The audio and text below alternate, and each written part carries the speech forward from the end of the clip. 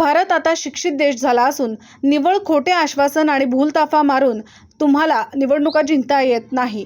आम्ही काँग्रेसचे घटक पक्ष होतो, त्यामुळे त्यांनी काय केले असा प्रश्न निर्माण केला जात आहे।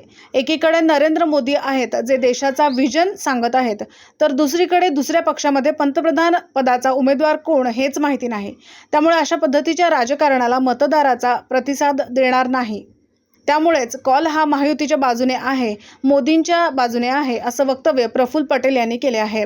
मतदारसंघाच्या काल नामांकन दिवस होता। आम्ही मुख्यमंत्री देवेंद्रजी आम्ही सगळे इथे आम्ही हजर होतो। निश्चित बारामती असो की महाराष्ट्र असो, कौल आज आमच्या महायुतीच्या बाजूने आहे। कौल आहे मोदीजीच्या नेतृत्वाच्या बाजूने। त्याचे कारण आहे की महाराष्ट्रामध्ये पण मागील अनेक वर्ष आपण बघितलेलं आहे, महाविकास आघाडीच्या सरकारमध्ये आम्ही पण घटक होतो। किती निर्णय झाले, किती काम झाले। नुसतं म्हणजे आपण गोड बोलून काम होत नाही, नुसतं म्हणजे दुसऱ्यांच्यावर दोषारोपण करून काम होत नाही। शेवटी लोकांना पाहिजे विकास, लोकांना पाहिजे की आम्ही कोणासाठी वोट करतोय। आज परिस्थिती अशी आहे की एका बाजूला नरेंद्र मोदीजी आहे, दुसऱ्या बाजूला कोण आहे हा मोठा प्रश्न, सर्वात मोठा प्रश्न आहे।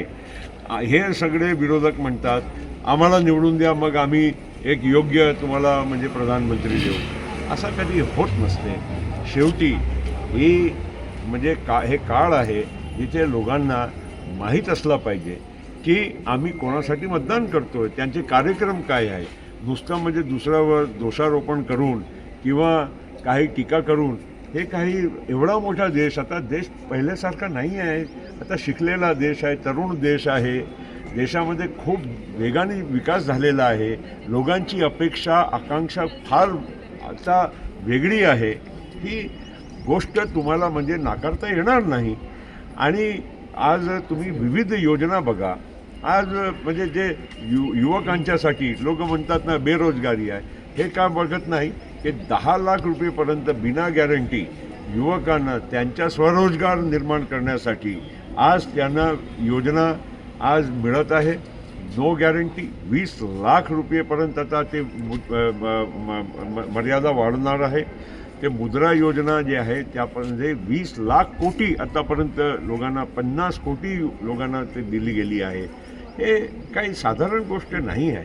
आणि आज सगळीकडे आता आमच्या भंडारा गोंदिया जिल्ह्याचा जर शेतकरी बघितलं तर पूर्वीच्या शेतकरी आणि आज तुम्ही कोणालाही विचारा त्या समाधानी आहे। ठीक आहे, प्रत्येकांना अधिक पाहिजे, अजून पाहिजे, ते सहज आहे, स्वाभाविक आहे।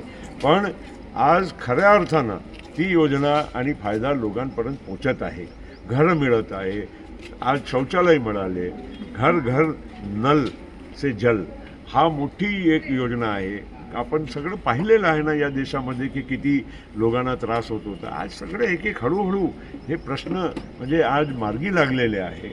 आणि त्यामुळे आज सर्वात मोठा लोकांचं आरोग्य आम्ही पाहत होतो 10, 15, 20 वर्ष अगोदर कोणाला आजारपण झाला तर आम्हाला तिथे कॅम्प्स करून लोकांच्या लाभार्थ्यांना नागपूरला किंवा मुंबईला आमच्या ट्रस्टच्याद्वारे बाकी संस्थांच्याद्वारे आम्ही पाठवत होतो। आज लोकांना खऱ्या अर्थानं 5 लाखपर्यंत प्रायव्हेट हॉस्पिटलमध्ये जाऊनसुद्धा कोणाला हार्ट ऑपरेशन, किडनी, कॅन्सर आज कुठेही त्यांना त्रास होत नाही। म्हणजे त्यांना सरळ त्यांचा कार्ड आहे, कार्ड घेऊन ते कुठल्याही हॉस्पिटलला जाऊ शकतात, त्यांना लाभ मिळतो। हे सगळं म्हणजे क्रांतिकारी निर्णय झाले आहे आणि अंमलात आणलेले आहे, हे महत्त्वाची गोष्ट आहे। दिवसभरातील घडामोडींचा आढावा घेण्यासाठी पाहत रहा N24 मराठी न्यूज चॅनल।